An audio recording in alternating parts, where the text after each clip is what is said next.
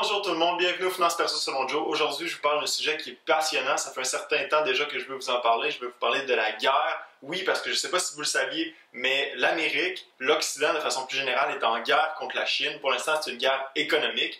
Mais aujourd'hui, je vais exposer cette problématique-là dans mon vidéo. Donc, je vais vous parler des ambitions de la Chine, de son modus operandi. Je vais vous parler du système politique chinois, puis des conséquences de cette guerre, notamment sur l'économie, avec les tarifs qui font les manchettes, les tarifs qui sont imposés par Donald Trump sur la Chine, qui font les manchettes semaine après semaine. C'est un sujet qui est super important parce qu'éventuellement, l'issue de cette guerre-là va avoir un impact fondamental sur notre mode de vie, tout dépendant de qui va gagner la guerre. Alors, restez avec moi, c'est parti. Puis, hey, en passant, abonne-toi à ma chaîne. Abonne-toi. Allô? Abonne-toi. T'écoutes mon vidéo et tu t'abonnes pas? Allô, quoi? Abonne-toi.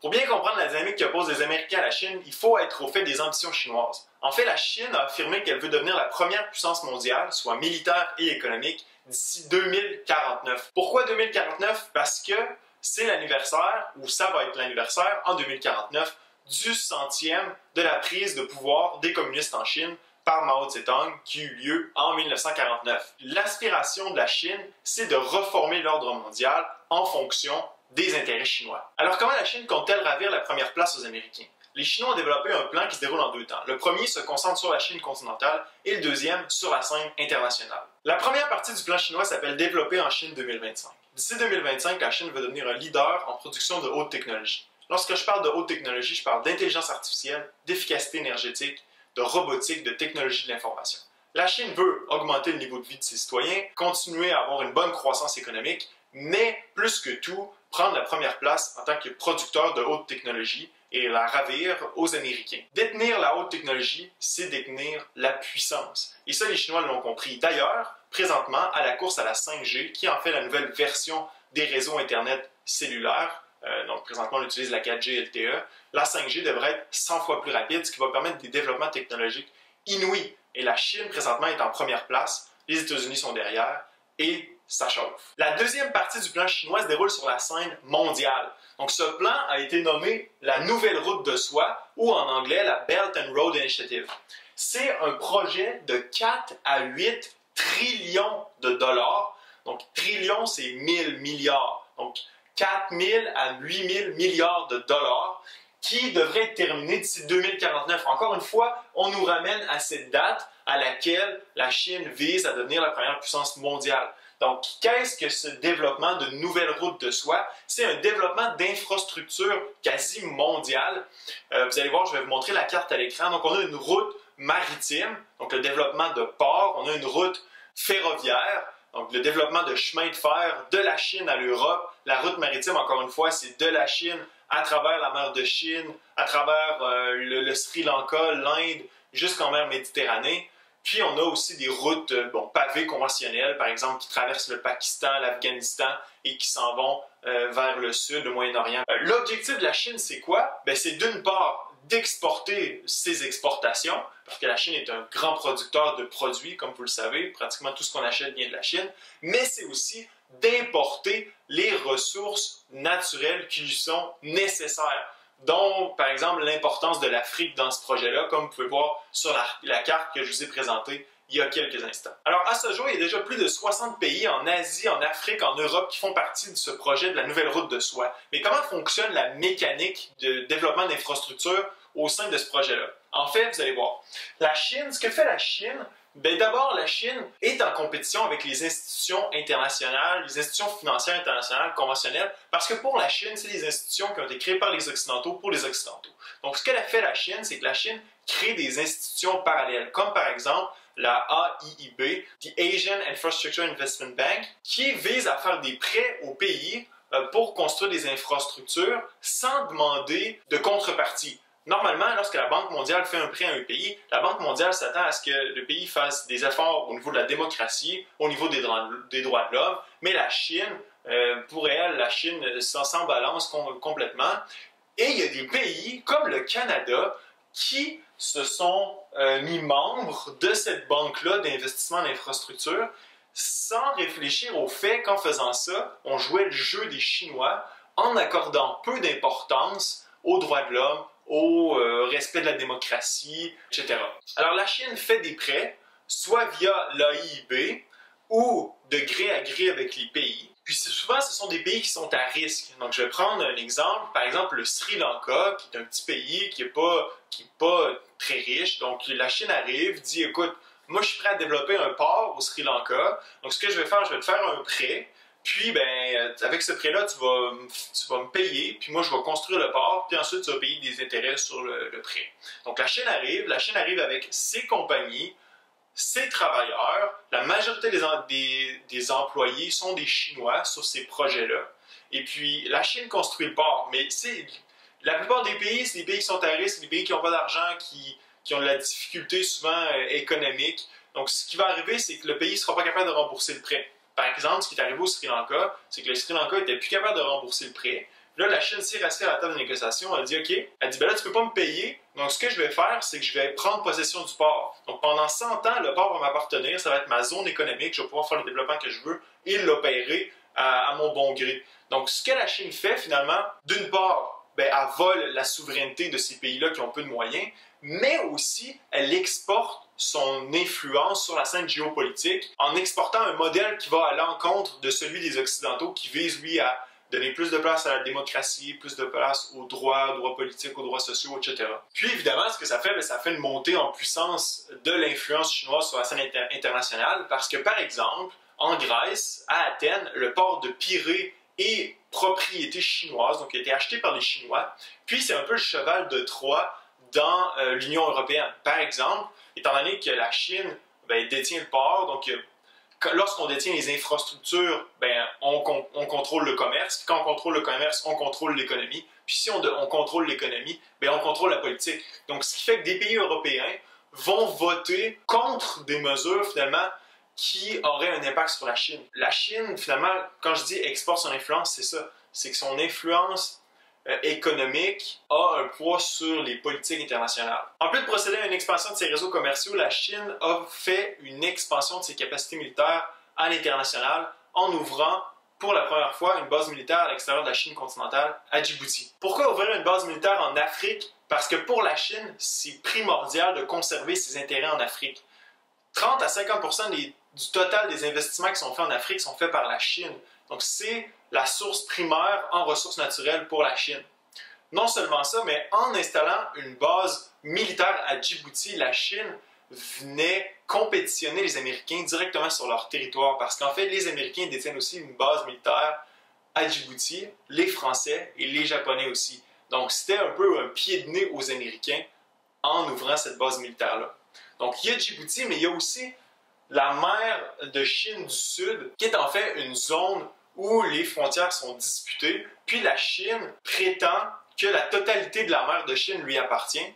Donc, pour prendre contrôle de la mer de Chine, ce qu'a fait la Chine, c'est qu'elle a construit des récifs sur lesquels elle a établi des bases militaires, puis elle interdit pratiquement la circulation maritime dans des eaux qui sont pourtant internationales. Donc, le but de la Chine, c'est de repousser les Américains le plus possible du Pacifique pour conserver cette zone commerciale qui est d'une importance mondiale. En fait, 30% du commerce mondial est fait en mer de Chine du Sud. Alors, en plus de cette expansion militaire, on a aussi les cyberattaques qui n'ont pas cessé d'augmenter au cours des dernières années, qui visent à déstabiliser les pays occidentaux. Donc là, vous allez me dire, bon, c'est bien beau, la Chine veut devenir une première puissance mondiale, mais moi, finalement, ça change quoi dans mon quotidien?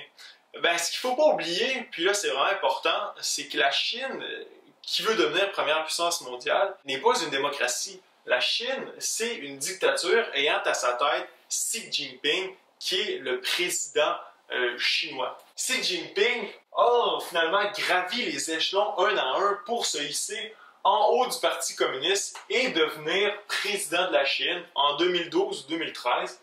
Puis s'est nommé en 2018, si je me rappelle bien, président à vie de la République populaire de Chine. Il y a un culte de la personnalité à l'encontre de Xi Jinping. Puis c'est un homme qui a un double discours sur la scène internationale. Donc c'est pas seulement Xi Jinping qui a un double discours, mais le Parti communiste chinois en général a un double discours sur la scène internationale. Donc on signe les ententes d'un côté, puis lorsqu'on retourne en Chine, on ne les respecte pas. Donc c'est pas nouveau. Pour vous démontrer à quel point la Chine, c'est une dictature et que ça va à l'encontre de notre mode de vie, je vais vous le montrer ici en faisant une comparaison entre les États-Unis et la Chine. Donc les États-Unis, évidemment, c'est une démocratie, il y a des élections, il y a multiples partis politiques qui peuvent s'affronter en fonction de leurs différents idéaux. En Chine, c'est une dictature, il y a un parti, c'est ce qu'on appelle la dictature du peuple. Liberté d'expression aux États-Unis, il n'y a pas de problème, vous pouvez pratiquement dire ce que vous voulez. Il n'y aura pas de conséquences étant donné que c'est votre droit, même chose ici au Canada. En Chine, c'est un contrôle étatique. L'Internet est bloqué.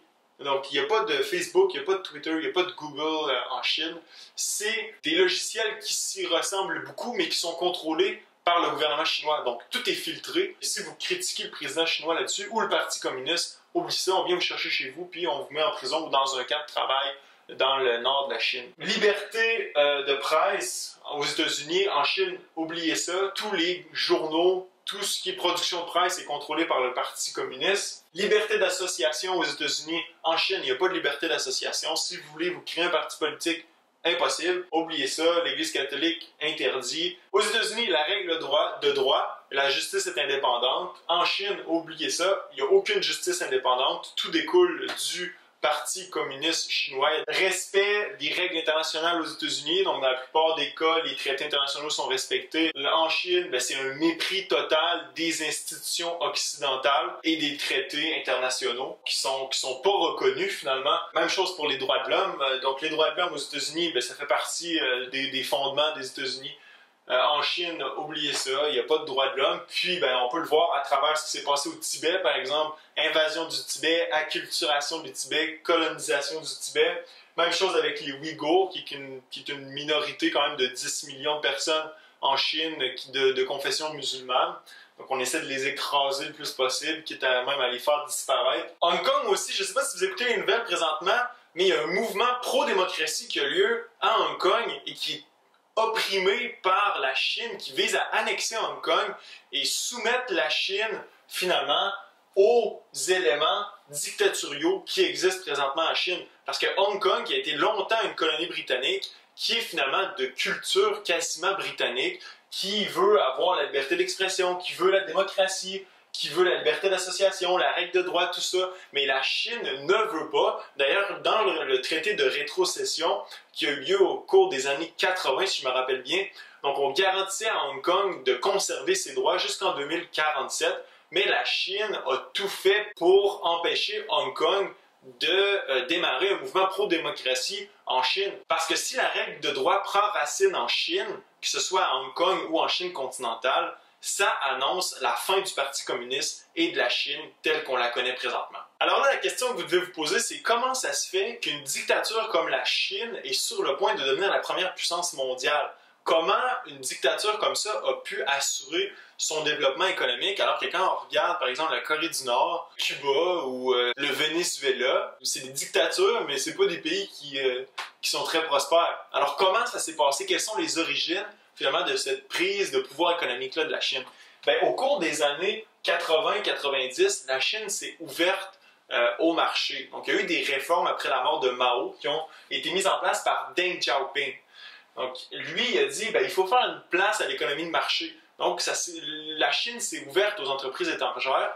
Les Américains ont vu dans cette ouverture une opportunité. Donc, les compagnies américaines se sont dit, parfait, on a accès à de la main-d'œuvre bon marché. Donc, c'est pas juste de la main-d'œuvre bon marché qui est important. Parce que de la main-d'œuvre bon marché, il y en a partout dans le monde. La Chine était organisée. Donc, c'est de la main-d'œuvre bon marché, puis de la main-d'œuvre organisée à faible coût. Si le Parti communiste te dit, tu tournes à droite, tu tournes à droite, OK? Donc, c'est de la main-d'œuvre qui était servile, donc c'est parfait pour avoir une production capitaliste de haut niveau. Les entreprises se sont délocalisées, sont allées s'installer en Chine pour leur ligne de production. Ce que ça a créé, c'est une désindustrialisation de l'Amérique, okay? De l'Occident de façon générale, parce que même chose au Canada, puis même chose en Europe. Puis ça, ça a été financé par qui? Ça a été financé par les entreprises américaines, les banques, puis Wall Street. Cette délocalisation-là a été financée par l'Amérique. Puis le pari de l'Occident, le pari des États-Unis, c'était de démocratiser la Chine par le capitalisme. Donc, quand on leur vendait du coke, puis du linge, puis des téléphones, ben la Chine allait vouloir se démocratiser. Mais ce pari-là n'a pas fonctionné. Okay? Donc, finalement, ils se sont retrouvés à financer une dictature qui a utilisé la machine économique qui est devenue la Chine pour renforcer son pouvoir. Au début des années 2000, la Chine devient membre de l'Organisation mondiale du commerce. Donc, on peut penser qu'à partir de ce moment-là, la Chine se dit « Ok, je vais faire partie du libre-échange mondial, je vais accepter les règles commerciales internationales. » Mais en fait, c'est pas ce que fait la Chine. Quand je disais tantôt que Xi Jinping avait un double discours, mais c'est aussi la Chine, de façon générale, le Parti communiste qui a un double discours. D'un côté, on signe des ententes, puis d'un autre, on les respecte pas.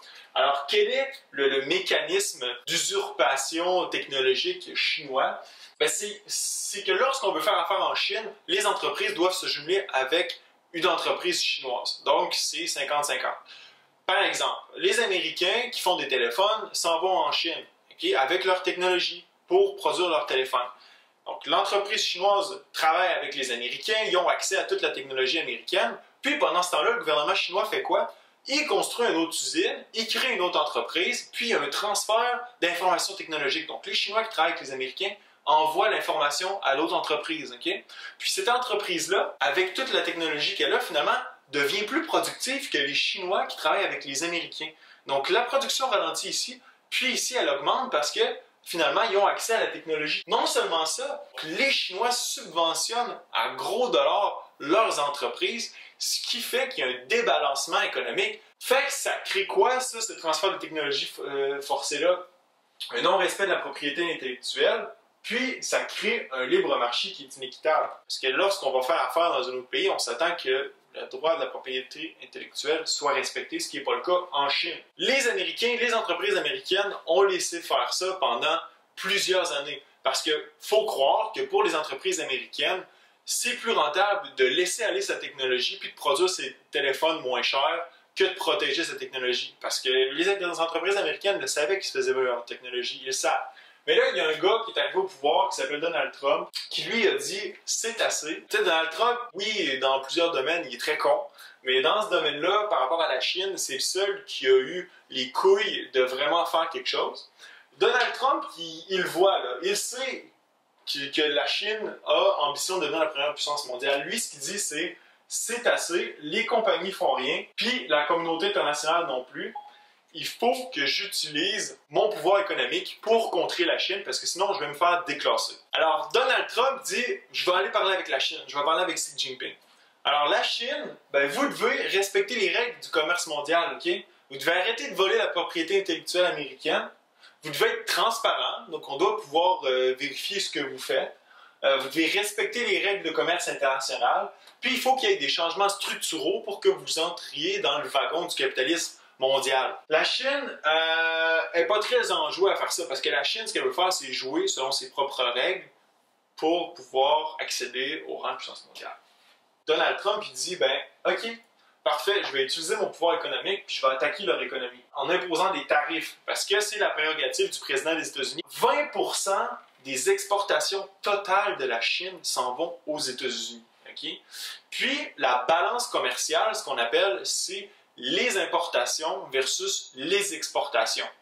Dans le cas de la Chine, les États-Unis importent 557 milliards de dollars par année, puis exportent en Chine 179 milliards de dollars. Donc, il y a un débalancement commercial de 378 milliards. C'est-à-dire que la Chine exporte 378 milliards de plus aux États-Unis que les États-Unis exportent en Chine. Ce qu'on fait avec ça, ça veut dire quoi, le débalancement commercial? Ça veut dire que les États-Unis, Donald Trump, a un levier de plus que les Chinois en termes de taxation. Parce que les États-Unis peuvent taxer plus la Chine, étant donné que la Chine exporte plus aux États-Unis. Donc les Chinois ne peuvent pas taxer plus que 179 milliards de dollars de valeur, alors que les Américains peuvent taxer jusqu'à 557 milliards de dollars. Présentement, les États-Unis taxent 250 milliards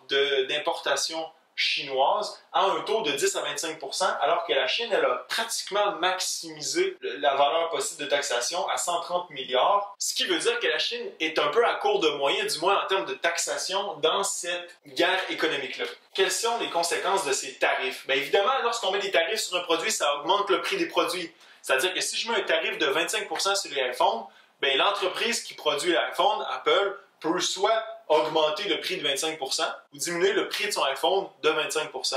Donc, ça met une pression intense sur les entreprises américaines, donc sur les profits des entreprises américaines. Bien là, ce qui peut arriver, c'est une délocalisation des entreprises de la Chine. Donc, les entreprises américaines vont dire, ben là, moi, j'ai un tarif de 25 % quand j'importe mes affaires aux États-Unis. Fait que ce que je vais faire, je vais prendre ma ligne de production et je vais la mettre au Vietnam.